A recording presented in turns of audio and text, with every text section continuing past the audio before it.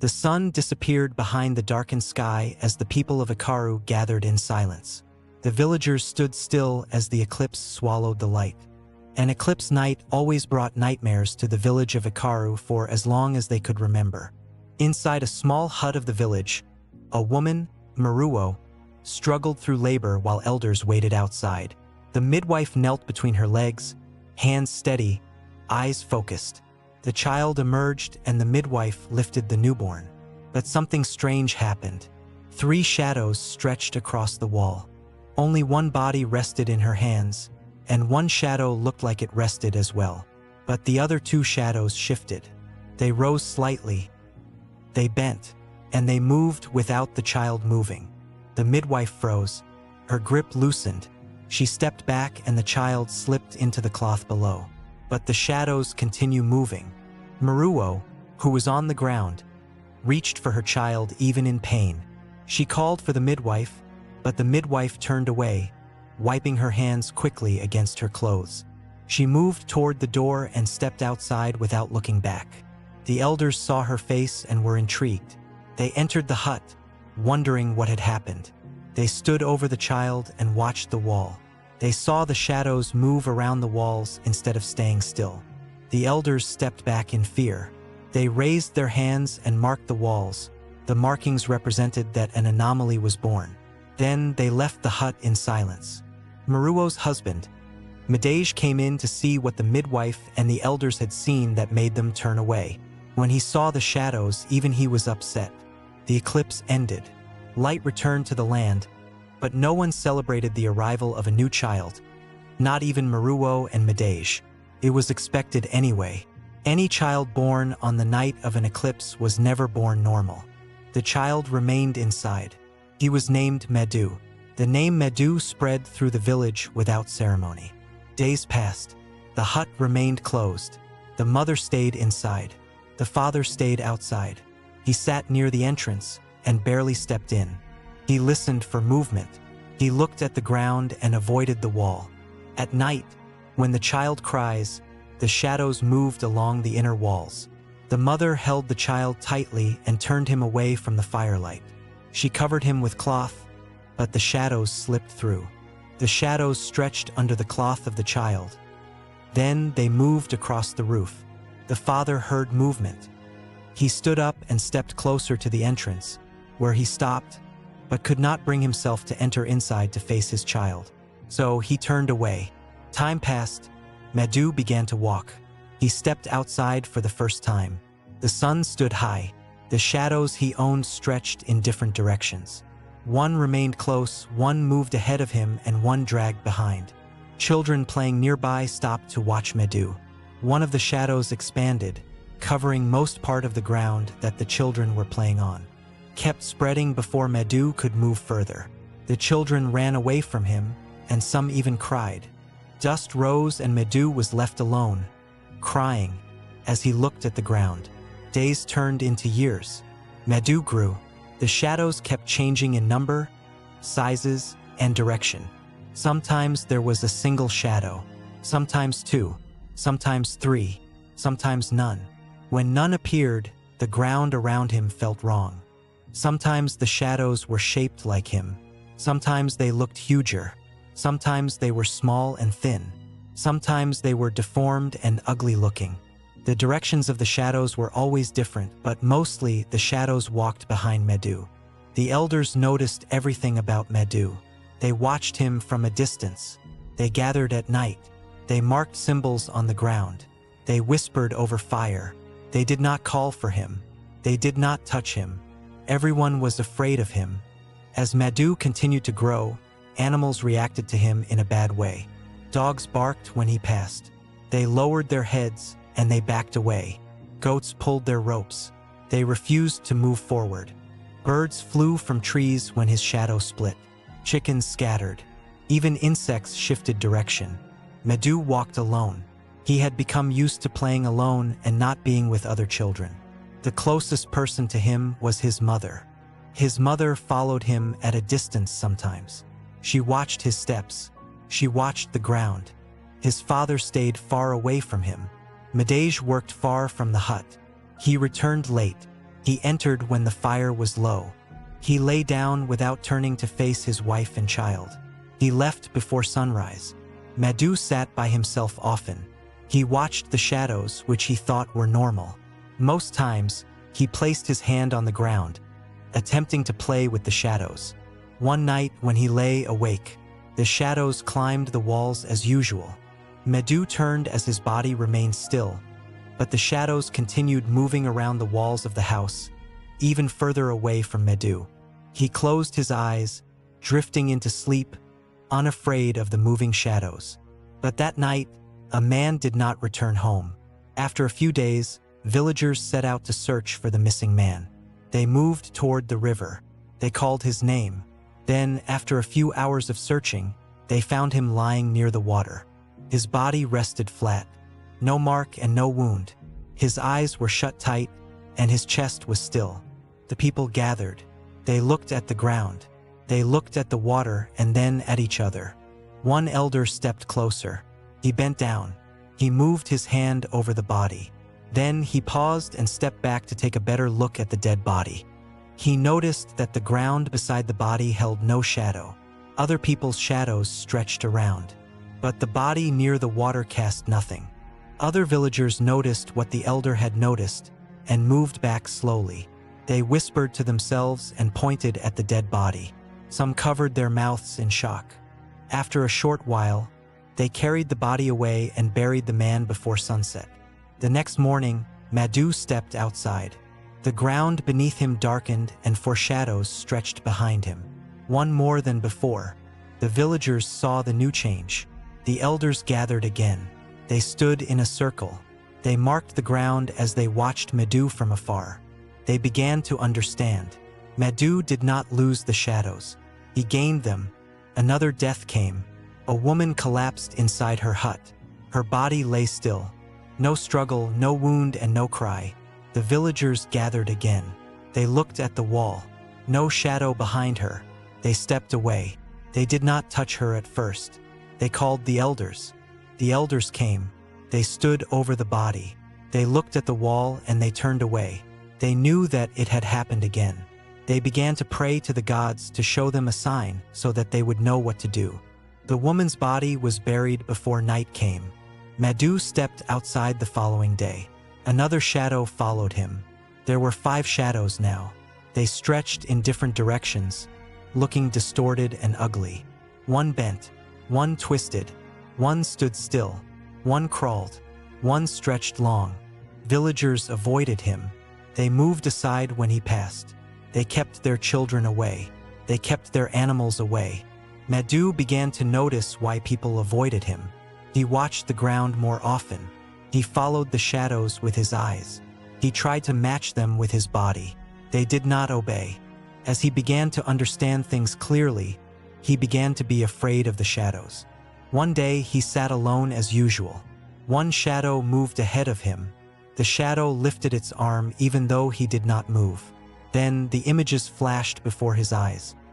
He saw a man raising his hand before a sudden blow landed on his head, and his body fell. It was the man who was found at the riverside. He had just seen the past actions of his shadows.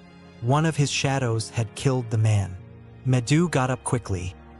Then, the shadow disappeared for a moment before appearing in front of him, standing still. Madu breathed heavily, trying to process what he had seen. A few weeks passed. Another moment came. Madu stood near the cooking area. Smoke rose. A woman nearby stirred food. He looked down at one of his shadows before realizing that it shifted, and bent toward the pot where the woman stirred. The woman had not noticed that the shadow was approaching, poured something into the food and went back to Madu. The woman, still oblivious of the situation, lifted the food and headed to her hut. Madu tried approaching the woman to warn that his shadow had placed something in her food. But on approaching her, she began yelling at him to step away from her and refused to listen to him. 2 days later, people gathered again. The same woman lay on the ground. Her intestines were all out while flies perched on them. Madu stood at a distance to watch as the villagers buried her. Tears filled their eyes. When they saw him, they all ran away. Madu cried for the rest of the day. A few days later, Madu saw a vision. A hunter walked towards the forest, while the shadow beside Madu moved closer to the hunter. It lifted a spear and struck downward at the hunter, making the hunter collapse to the floor. When Madu tried to warn the hunter of what he had seen, the hunter did not want to listen to him out of fear. But the next day, the hunter was found dead. A spear pierced through his neck. Once again, one of Madu's shadows had gone to get a villager killed. And once again, the shadow which was not his was added to his shadows, so that he had 6 creepy shadows moving in different directions. The villagers began to fear Madu more, and most thought that it was best that he was killed. But nobody had the courage to carry out the act. Word spread beyond Ikaru as fear settled into the land. Messengers moved across long paths, carrying news of a child surrounded by shifting shadows and unexplained deaths. The village sent messages begging their neighboring village to send any man or woman of their gods. They also begged that if any sorcerer was willing to help, they would pay such a person. A few weeks passed before a stranger approached the village from the far hills. The stranger walked slowly, leaning on a carved staff, as the villagers watched, murmuring to themselves that they would finally get saved.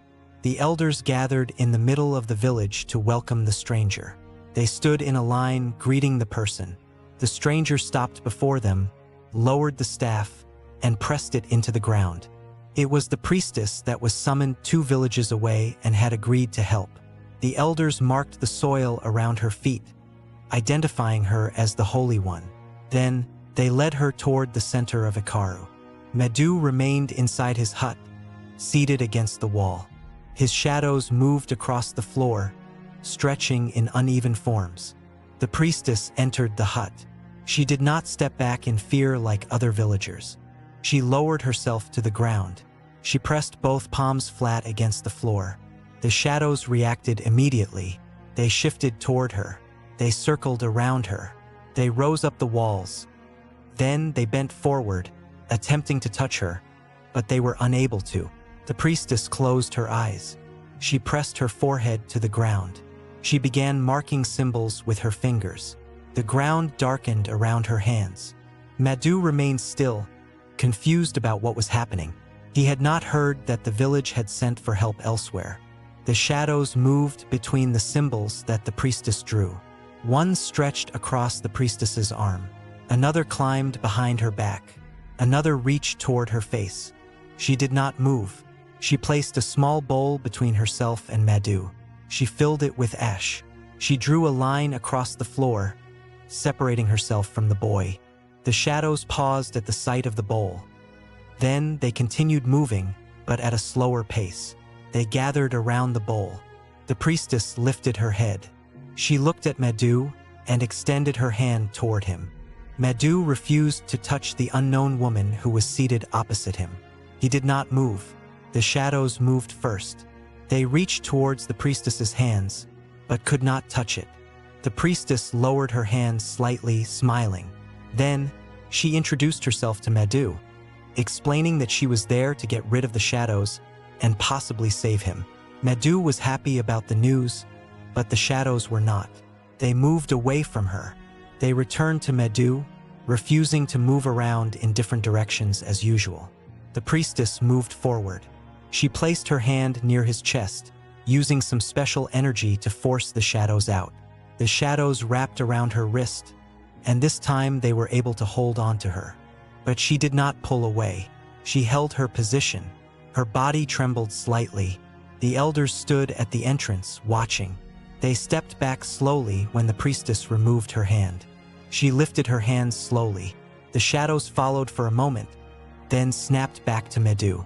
She rose to her feet, then stepped outside. The elders gathered around her. She looked toward the hut briefly before telling them that the gods had sent a message to them, instructing them to make a particular symbol across the village, and when they had done so, they would be spoken to once again. The elders obeyed. They gathered people at the village square, instructing them to mark the symbols that the priestess had shown them on the ground all around their houses. The entire village marked their houses except for Madej's house, because in his house lived his cursed son, Madu. Madej had stopped sleeping at home, He rather slept at his friend's hut. Only Muruo refused to abandon her son. Days passed. Madu grew weaker. His movements slowed. He sat longer. He lay down more often. The priestess thought that as Madu got weaker, his shadows would also get weaker. But that was not the case. His shadows grew darker. They stretched wider. They moved faster. They began to move more independently for a longer period of time than before. But each time Madu stirred in his sleep and his body twitched, the shadows reacted instantly. They rushed back toward him and wrapped around his body. The villagers watched from a distance. Some kind one brought food and left it near the hut so that Muruo and her cursed son would not die out of hunger. Others avoided the area completely. The elders continued marking the ground. They guarded the hut. They watched Madu. Some other villagers sharpened tools and prepared traps, ready just in case Madu's shadows still made it out of the hut and tried to kill them. Madu sat by the entrance of the hut one morning. His body leaned against the wall. His shadows had begun to taunt and torment him more since they could not roam freely around the village and kill people. They lifted invisible objects and brought them down repeatedly. They refused Madu from sleeping. Madu closed his eyes, trying to block out the noise the shadows were making, but the restless shadows did not quit tormenting him. Even though Madu was getting sicker as the shadows stayed with him more, he was happy that the villagers did not have to die because of him anymore, until one day. On a hot night, as he lay on his mat, his body temperature rising by the minute, the shadows gathered around him. They pressed close and merged briefly. Then they separated again. One shadow slipped toward the door, passed through. Another followed. Then another. They left one by one. This was the first time that all of Madu's shadows had left him. Madu tried running after his shadows, but they were faster than he was. The shadows spread across the village. They moved along the ground. They climbed walls. They slipped through doors. One shadow reached the livestock pen. It rose. It struck downward. Animals panicked. They broke free. Some died in the process while some ran through the village. Another shadow entered a hut and began to kill people. Another shadow climbed onto a roof. It stretched wide, pressed against the thatch. Flames appeared. They spread quickly. Fire rose into the night. It destroyed huts and in the process killed some people. The village erupted into chaos. People ran. They carried water to put out the fire. They shouted. They moved between huts. Animals scattered. The shadows moved among them. They struck again. Doors were forced open. Objects scattered. Huts were destroyed. People were killed. Madu could not keep up with what was happening around him. He was tired, weak, and out of breath. He had stressed his already frail body by running around, so it was not long before he collapsed to the floor. But he did not die. His chest rose and fell slowly. When his shadows finished destroying half of the village, they returned to him. More shadows went to him as well. Morning came. The village stood damaged. Huts burned. Animals lay scattered. People's bodies littered around the village as well. The priestess stopped the angry villagers who wanted to burn Madu's body, stating that if they killed him without the gods' consent, the gods may punish them. Some of the angry villagers murmured that she did not know what she was doing by keeping Madu alive, but they did not harm Madu as they had planned. They counted losses and moved away to mourn their losses and bury the ones they had lost. Madu woke up at the priestess's hut. He saw his mother cry and remembered all that had happened the previous night. Then he broke into tears. The elders came to question the priestess about her failed plan on stopping the shadows that Madu could not control. Some suggested that Madu should be killed by burning. Some suggested that Madu be banished to the evil forest. But the priestess refused, saying that the gods had to finalize such plans before they could proceed. She promised that she would plead with the gods to reveal what had to be done with Madu. And because the elders did not know any other powerful being who was willing to help them with this certain case, they let the priestess do what she had to do, hoping that when she prayed to the gods, there would be a final answer about what had to be done. As expected, Madu's shadows had increased in numbers. They scattered around the hut so much that they were almost impossible to count. They looked distorted and scary even to Madu and the priestess. The priestess remained within the marked circle, especially at night. Her staff lay across her lap as she tried to pray quietly, hoping the gods would speak to her. Madu lay close by, his body trembling. His chest rose unevenly. Sweat covered his skin. He felt like he was going to die even though he tried to stay alive. His mother refused to look at him anymore. She remained at a corner, crying. She also did not heed the priestess's advice of staying in the marked circle. The priestess had told her it was unsafe to be outside the marked circle, but she had ignored the priestess. The shadows surrounded Madu, taunting him. Madu felt like he could hear them speak to him. They had started to gain voices. They no longer stretched thin across surfaces because there was not enough space for them to move freely. They gathered. They layered. They pressed against each other like living things, searching for space. The priestess could feel that she was running late and had a certain bad feeling about the process she was undergoing. But she ignored her feelings, determined to help the village and Madu, who she felt was innocent. The earth beneath her darkened further as she murmured incoherent words. The symbols widened. The air around her shifted. She leaned forward and pressed her forehead down. Madu shifted on the ground. His body curled inward. His breathing tightened. His hands clawed at his chest. He was barely able to breathe. He felt suffocated by the shadows. They wrapped his arms. They climbed his back. They covered his legs. The priestess lifted her head slowly. Her eyes remained closed as she continued to pray. The white light on the symbols came on. Then she paused her prayers. She could feel something bad was about to happen, but she refused to open her eyes, hoping whatever she felt would end soon. But it did not. For a moment, everything froze. Then the priestess lifted her head higher. Her eyes opened slowly. She looked directly at Madu. She looked at the shadows. She felt something was happening to the shadows, and she had to act quickly. With her trembling hands, she began to pray harder, begging the gods to speak to her. The ground cracked beneath her hand.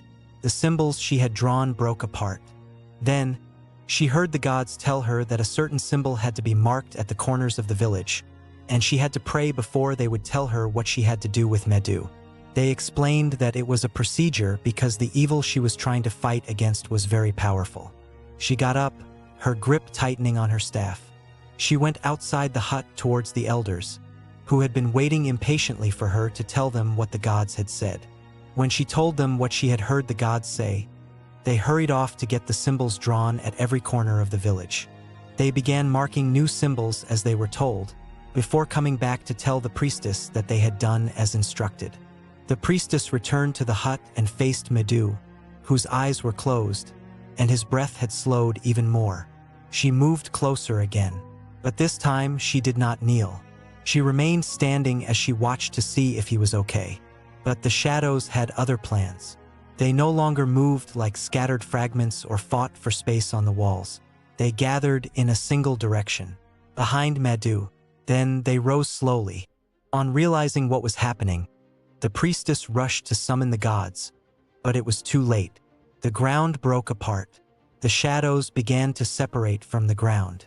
Madu's body jerked, his back arched, his hands pressed hard into the soil. His mouth opened, but no sound came. The shadows stood upright, not flat, not stretched like before, but full, each one shaped like a person, each one taller than Madu. They stood behind him in a line. Madu collapsed forward onto his hands. His body weakened instantly. His strength had completely left him. Maruo rushed to him, trying to revive him. The priestess got up, and her grip on her staff tightened further. She raised it. She struck the ground once. The sound spread outward. She wanted to control the shadows as she had done before, but the shadows did not react. They remained standing, facing her fiercely. One of them moved first. It lifted its arm, turned its head slowly, stepped forward, and then it smiled. It was the creepiest smile that the priestess had ever seen. Then, another shadow stepped forward again. Looking down at the priestess, smiling maliciously. The shadows kept stepping forward, tall and full like an independent entity, only that they were all black with no face, but just a huge smile. They were no longer connected to Madu, no longer returning to him no matter what the priestess did. Some walked around the hut, touching the priestess's holy items. The priestess drew a line in the ground. She pressed her foot against it and stepped back. Some shadows walked towards her and paused at the line. They tilted their heads slightly as though they were reading the lines. Then, they looked up at the priestess and smiled before crossing over the line. The line broke apart beneath their movement. The priestess moved backward. Her body trembled. She raised both hands now. She began forming rapid signs. She turned sharply toward the elders, who were outside, witnessing what was happening. Some of them had run away to protect their families.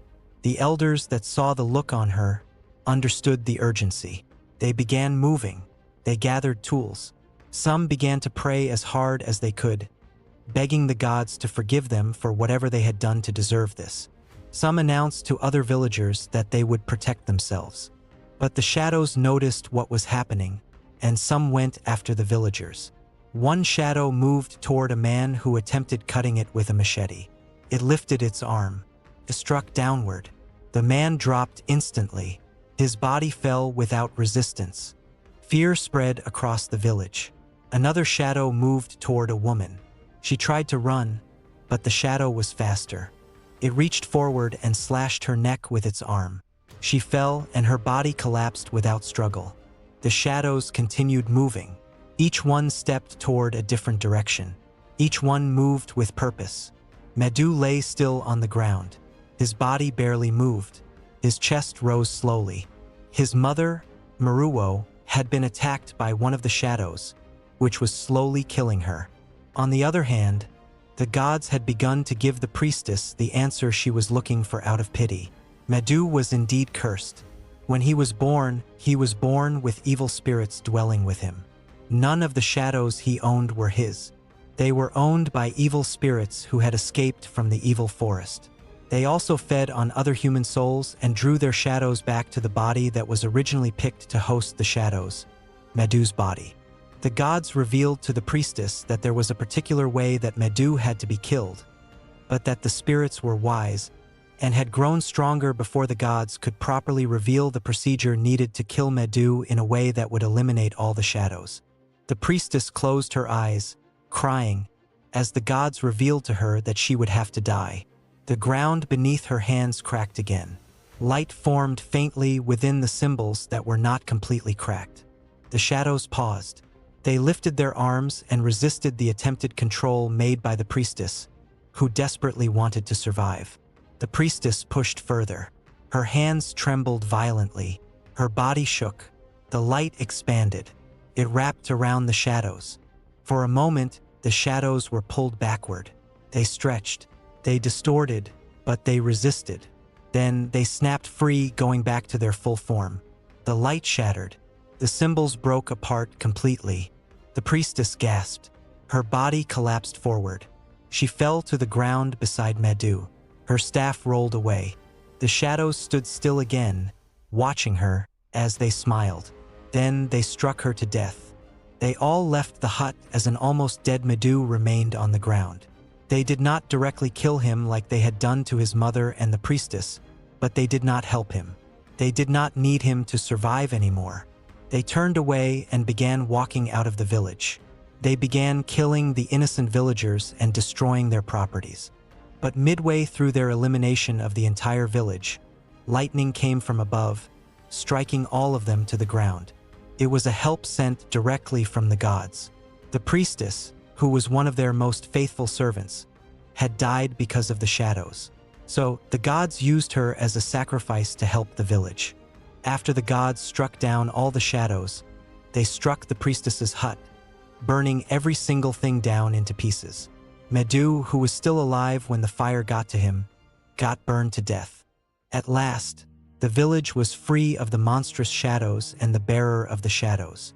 They managed to move on with their lives even though they mourned the death of their loved ones dearly. They gave birth in numbers until the village was twice the population it was before the strike of the evil spirits in the form of shadows. But the memories and trauma of the deaths that had happened dwelled with them forever.